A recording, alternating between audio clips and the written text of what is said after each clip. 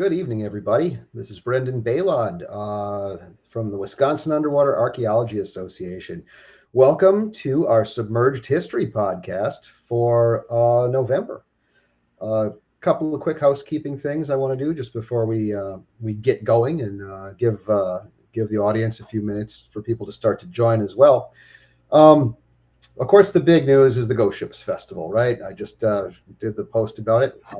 The Ghost Ships Festival will ride again this March, March 1st and February 28th at the Inn on Maritime Bay in Manitowoc. Last year's event was quite a success. We just about sold out the hotel and filled the hall. So get your tickets early and get your rooms early. The post on social media has the link to get the block rate for your room and to buy tickets for the show. It's likely we're going to have to cap the number of ticket sales this year because the hall only holds 300 people. So get your tickets, don't wait. We've got a lot of cool stuff planned. We're going to have WUAA's new ROVs are going to be in the swimming pool, and you can take them for a spin. Bring your kids. We might have ROV races, obstacle courses. We haven't quite figured out how we're doing that yet. We also are going to be taking delivery of WUAA's new side scan sonar. Big news, our vendor in Sweden, Deep Vision, gave us a huge grant and enabled us to get a dual frequency sonar. Instead of a single frequency sonar, they gave us a $5,000 grant to give us the better sonar because they wanted us to have it. That was really cool. So we will be able to look at really high resolution stuff in deep water without taking the fish back up. We can just change it from 340 kilohertz to 680 kilohertz. So we're very excited about that. But most of all, we're excited about our guest tonight. We have Cody Schreck with us. And those of you who follow our programming know that we had a major project this summer with the Ephraim Historical Foundation. And that came about largely due to Cody. We are very pleased to have you. Welcome, Cody. Yeah, thanks for having me. Happy to be here. So, with our Submerged History podcast, we like to talk to people who are interested in Great Lakes maritime history and what's underwater, what's left on the bottom of the lakes out there. And in Cody's case, we're going to talk a little bit about the survey that we did this summer. But for starters, why don't we, like I always do, let our WUAA members get to know you a little bit. I'm going to go ahead and shut myself off here, at least my camera, and I'll shut you off as well. Why don't you tell us a little bit about your background, where you come from, and how did you get into this maritime history stuff? It's sort of an esoteric pursuit. Yes. What happened? Oh, go ahead. Sorry, I didn't interrupt you. You have another question in there? No, what happened? How'd you get into it? So the map we're looking at right now is an old map, probably turn of the century, for about the Lake Country area. The reason we have this up, this is where I'm from. I was born and raised about 30 minutes west of Milwaukee in a small little place called Neshota, which, if you're looking at that map, is about dead center, right in between Pine and Okauchee lakes. So I grew up out there. I grew up on the water. My grandma, I should say, had a cottage on Okauchee Lake that went back in the family into the 1800s. So I spent a lot of time out there around, kind of family history, local history, history on the water. It wasn't Great Lakes history. It wasn't big shipping history, but was certainly, connected to place and connected to the water. I certainly knew that, our neighbor on the lake liked to scuba dive and look for things. I don't know, Okauchee Lake, it's a relatively deep lake and he pulls stuff up all the time. But yeah, just got interested in history in general, being around older family members at an old family place. And, spent my entire childhood in this area. And there's a lot of cool history in the Lake Country area. But yeah, and we can talk a bit about, there's another map.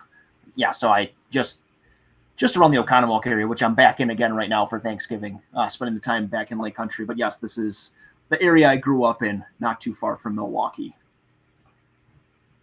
And then if we jump forward a bit, yeah, perfect. That's what I was looking for. So I guess my interest in Great Lakes maritime history was spurred largely from some genealogical work that I've been interested in when I was younger.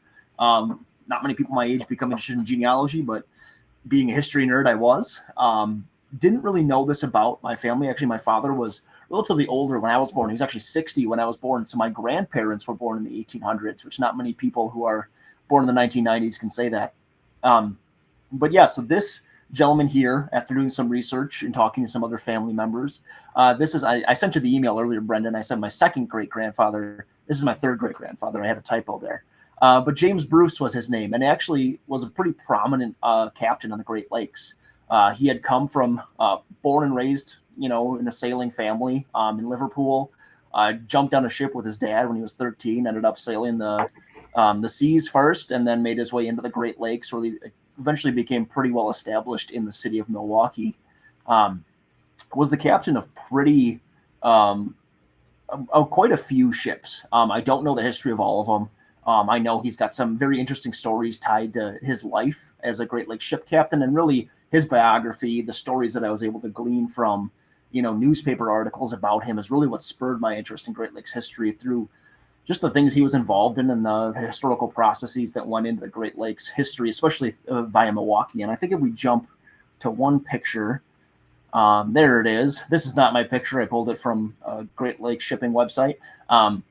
This is the schooner typo, which I'm sure many of the individuals who are watching probably know with interest in Great Lakes history. James Bruce, my third great grandfather, was the captain of this ship for quite a few years.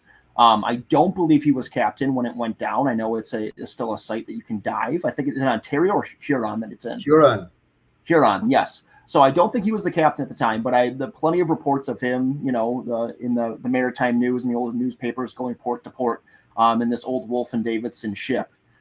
So yeah, just fascinated by this kind of stuff. And I know the Milwaukee County Historical Society has a model of the typo up in their archives. And I did some internships there when I was in grad school. So got to see that and felt that really cool connection to history that just kept me going, as someone who was just interested in history, who wanted to do it professionally.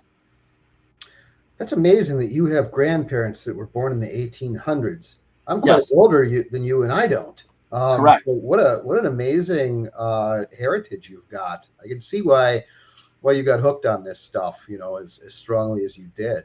Well, so one of the things that I'm always interested in when I interview particularly young professionals who are working in the field is how they got, how they were able to prepare for a career in public history and in community history. Our last podcast were with our two new WUAA board members, who are professional underwater archaeologists, and particularly for young people who might be watching.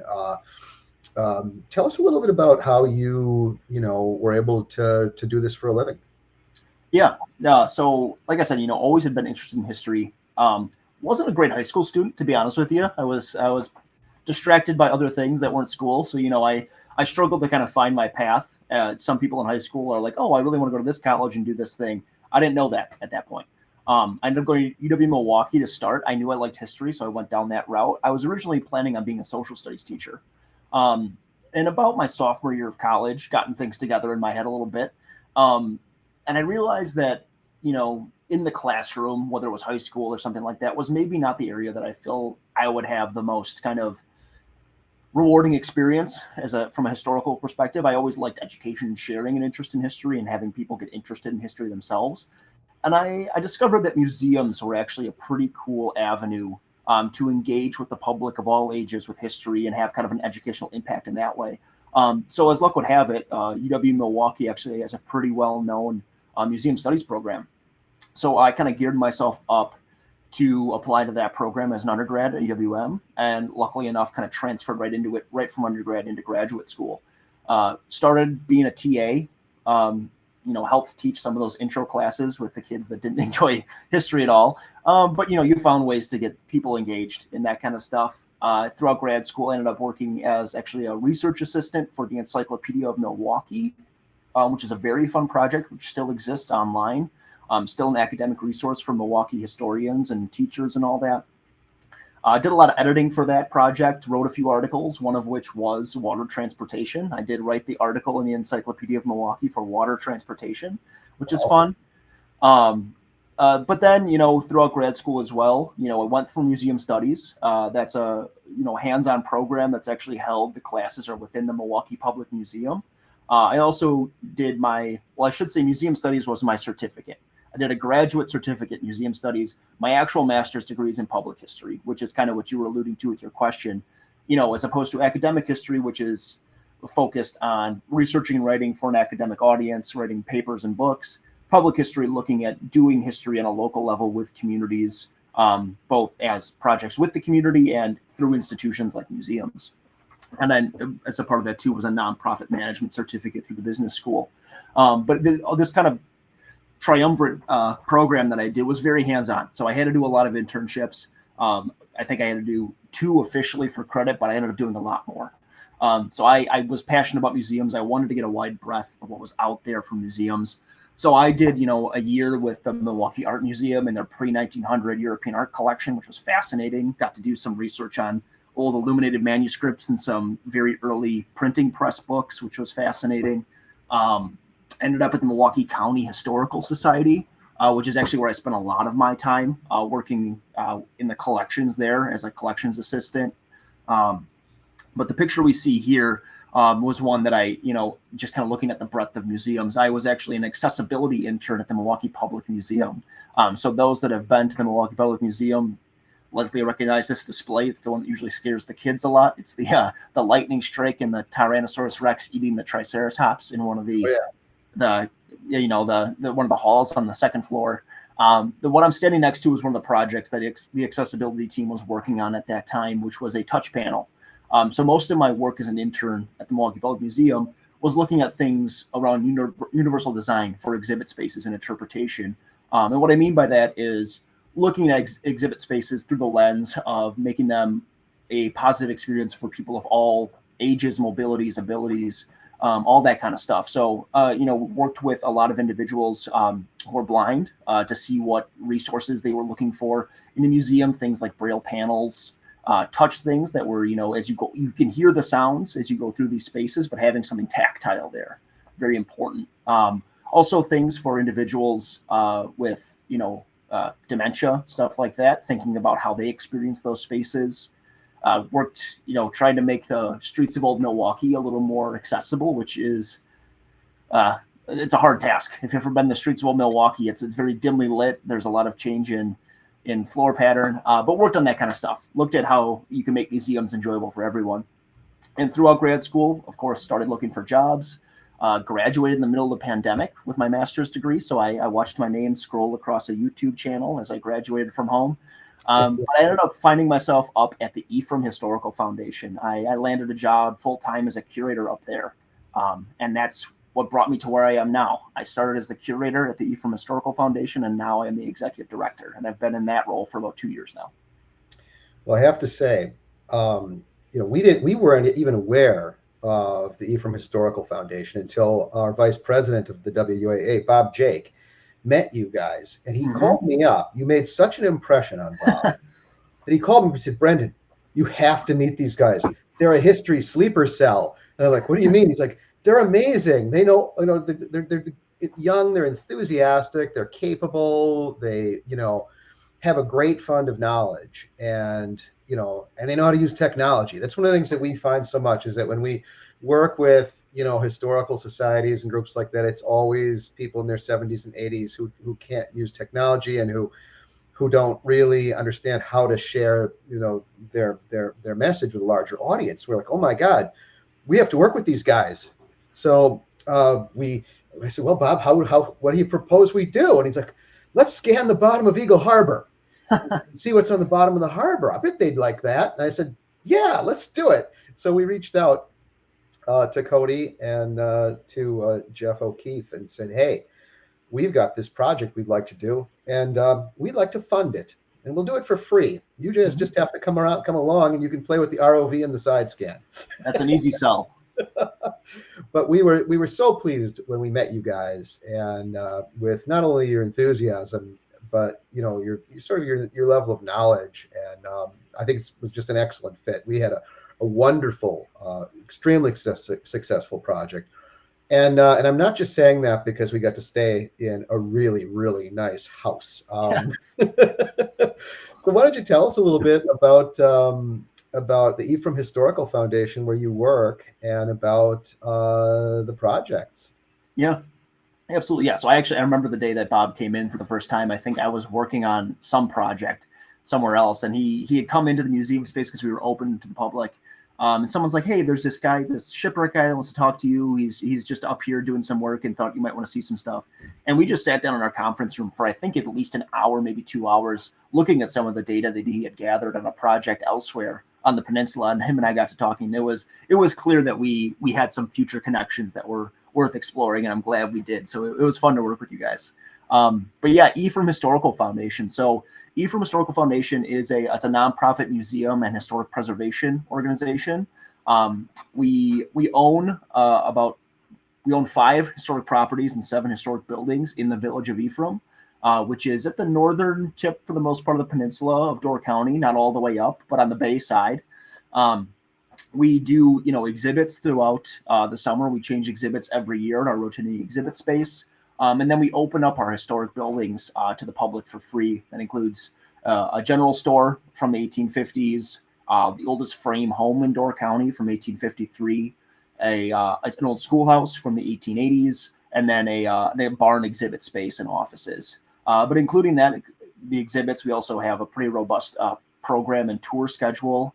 We do tours on a golf cart throughout the village. It's kind of a long tram. So people kind of get open air tours of the historic village. We also do kayak tours, which is pretty fun. And that's the area we can maybe talk about shipwrecks a little more, is on those kayak tours. We're out on Eagle Harbor.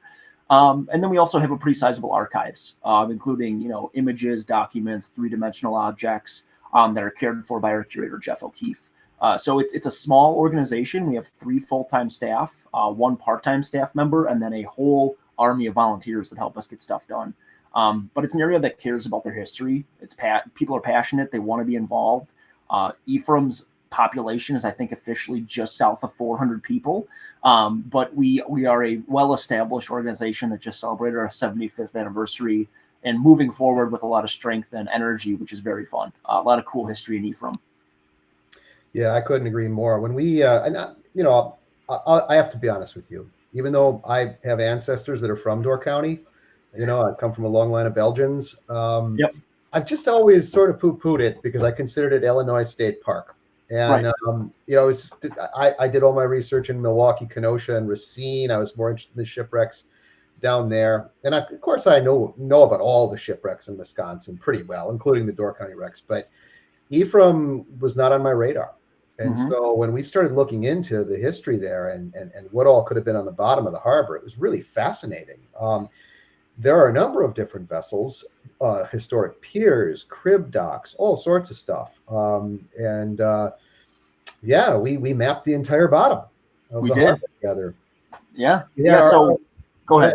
No, we had our ROV out there, and about every half hour, we'd run over something that looked big and cool, and we didn't have to jump in the water. We just swim the ROV down to it and see what it was. And most of the time it was pieces of crib docks, or it was limestone blocks that had fallen off of boats. But what fun! Jeff O'Keefe really liked the ROV. He was good. Yes, he did. Yeah. No, I was going to say, so this painting we've been looking at as we've been talking here is actually the earliest known depiction we have of Eagle Harbor, which is the body of water right outside on the shores of Ephraim. So this was painted probably late 1850s, early 1860s by one of the village's founders, who was Reverend Andreas Iverson. It depicts the harbor from his vantage point for where his house was built. So on the left-hand side of the screen, you can see Eagle Bluff of Peninsula State Park. Dead center on the horizon line, you can see Horseshoe Island. And on the right there, you can see the old spot of the Moravian church on the shoreline, which is now, if people know Ephraim, that's pretty much where Wilson's is now. But Ephraim itself, has, thousands of years of human occupation history there, right? I mean, you have archaeological sites and oral histories from the Menominee, Ho-Chunk, and others that kind of are a testament to that human occupation, and it's fascinating what's up there. But from, the village of Ephraim standpoint, that was settled 1853 by a group of Scandinavians that stopped first actually in Milwaukee. They were organized as a congregation under the Moravian Church, which, if you want me to clarify what that is, I can. They were organized in Milwaukee as a congregation and then moved first to Green Bay, where they thought they would be able to own some more land. That didn't work out. So they split up, and half of them actually ended up in Door County. The story goes that a few of the village leaders actually walked from the ice, on the ice from Green Bay to Ephraim, which is about 75 miles, to establish the first settlement there, first Euro-American settlement officially in Door County. But it was Ephraim. That's where it came. So it's got a very strong Scandinavian heritage to the area, particularly Norwegian, but also Swedish and Danish. Still a summer festival every year called Fierball, the Midsummer Festival, where they burn away the winter witch at a bonfire, which is very fun. It's a great place. People love it. It's got a cool history, and it's very fun to be there. And this painting that's on the screen, I'm sure Iverson was being a little, exaggerated in the amount of ship traffic he saw that day. By this time, the Anderson Dock, which was the main commercial maritime hub, was just finished. So maybe he had that traffic. My guess is he probably exaggerated a bit, but that's not to say, to your point earlier, Eagle Harbor was busy maritime-wise. It looks like a sleepy little village when you drive through now, but there was certainly some significant shipping going in and out of there for a small port. Yeah, I would say so too. The number of small vessels that wreck there is significant. Yes. But it is a shallow harbor, and so most of the vessels that were in there were small. And so when we were out there doing our mapping, we found potentially 3 hull sections that were unidentified. And so we are proposing to the WUAA board at our winter meeting that we do an in-water diving project at Eagle Harbor next year. We want to go in the spring, and what we'd like to do is actually put divers on those 3 pieces and draw them. And they're pretty shallow pieces, all 3 of them. We want to get out potentially pretty early, and but we can identify exactly what kind of vessels they're from. There's a smaller piece that we think maybe from just vernacular watercraft that's in the middle of the bay, and then over to the side there's a big piece off the old yacht club dock, and then there's another piece that Bob thinks is obscured by weeds in by one of the marinas that could be frames from an old schooner. So we definitely want to put divers on those, and we've been getting a lot of, our membership includes a lot of divers, and they want to dive, not just, side scan and look at things with ROVs. So we will be proposing that. That's great. Should be a fun project. No, that sounds fantastic. And I think the one thing I forgot to mention that kind of was another, I guess, catalyst for us, really wanted to be a part of this was when I was curator. So I came on Ephraim Historical Foundation 2021. I think must have been 2022. I put together a small exhibit in our Anderson Barn Museum about a bit about the maritime history of Ephraim and the shipwrecks of Eagle Harbor. Those kind of identified ships that, whether through newspaper reports or word of mouth and local stories, had gone down in Eagle Harbor or had kind of a storied history there. So we wanted to build on that. We had kind of told that story with our community, our membership. And this offered us a new way to look at that, kind of actually look at what remains down there archaeologically, which was fantastic. And even through your research that you did on some of those vessels, we found that, some of the stories aren't exactly finished. We thought we knew where the Union went down. It didn't go down when we thought it went down. That kind of stuff. So it was fascinating to work through this process with you guys and kind of, get some more complexity, some of the histories that were out there, even for our community, which was fantastic. Yeah, it was interesting to put our heads together because we just recently had uncovered that big trove of rec reports, Customs House rec reports at the National Archives. And I was surprised that 3 of the Ephraim losses had rec reports. And it turned out, and those were in the, written by the captains at the time.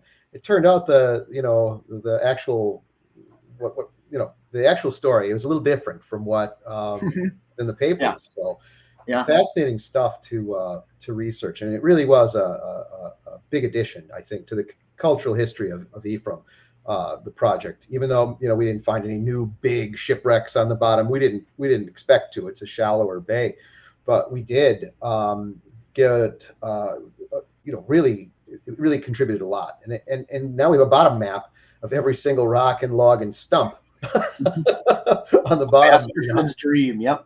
Yeah, we can pretty much put you on any object on the bottom out there with GPS coordinates. So yeah, No, I So mean, I go was gonna ahead. say Ephraim is just the itself, being a coastal little village. It was cool to be able to do this type of project there because shipwrecks, maritime history is just a part of that community's fabric. It's what they are. I mean, the one vessel that we were interested in looking for, was the Ebenezer, which for those on the call that don't know, it's a vessel that was a small little scow schooner, so it wasn't anything grandiose, but it was something that was built by hand by a gentleman and his sons in Ephraim on the shores, sailed the lakes for 10, 20 years, and it was wrecked intentionally back in the shore where it was built. And we have the helm in our collection.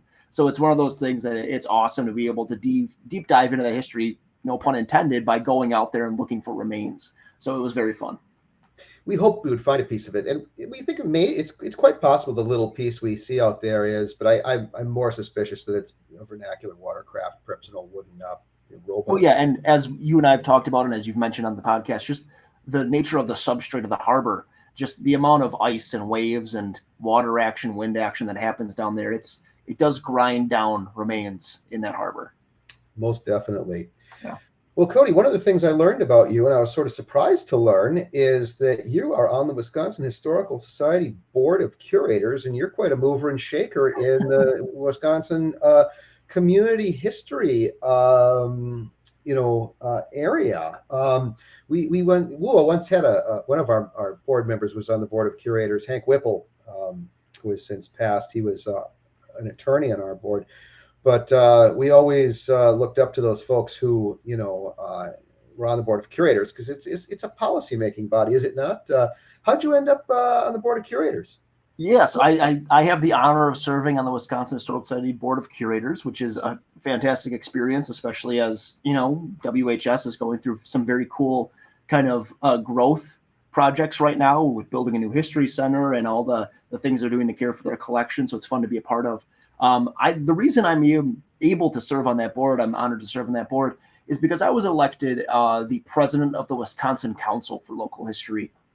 So for those that don't know, WHS as an entity, is written in the state statutes. It's one of the most robust, well-funded, well-operating state historical societies in the country. They actually have the oldest affiliate system as well. So back in 1898, a system was created to allow small local historical societies to become part of a kind of network of other local historical societies under the umbrella of WHS. And not that WHS would have any sort of ownership over them or anything, but just to connect them in terms of sharing, interpreting stories, resources, and stuff like that. And it's the oldest kind of conglomerate like that in the nation, started in 1898. So the Wisconsin Council of Local History now has about 440 affiliates. So those that become affiliates of the Wisconsin Historical Society join the Wisconsin Council. It's kind of a group that gets together to, ensure that the resources that are being offered by WHS are beneficial and all that kind of stuff. So I was elected to be president of that board. And WHS Board of Curators has written into their bylaws that one ex officio position on that board is for the president of WCLH. So I get to serve on that board in that respect and try my best to represent 440 affiliates when we talk about what's happening with WHS and how to connect resources to them.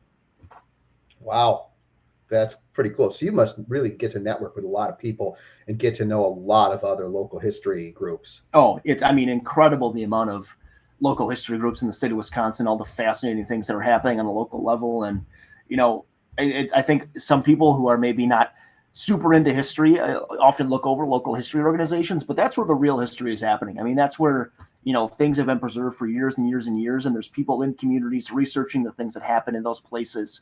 And people who are interested in big national stories, big national historic ideas, the real kind of meat and bones of that is on the local level. And the organizations in the state that are doing history are fantastic.